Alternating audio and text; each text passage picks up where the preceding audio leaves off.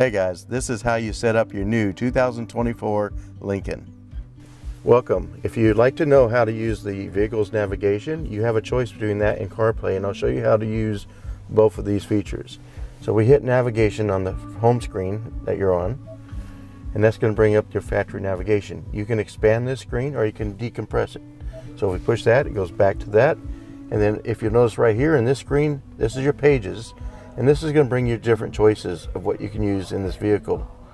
And all I have to do is hit one of them. Like if I wanted my climate control right there, I can hit climate, heat steering wheel, defrost. If I want lower, upper vents by themselves. Also, if we want to go to auto over here on the air conditioning, we hit auto. These has different speeds. What this means is you have a maximum speed or you have minimal speed based on the automatic. If you hit rear, this is going to bring up the rear air conditioning, auto, on, and off. You can control that right here.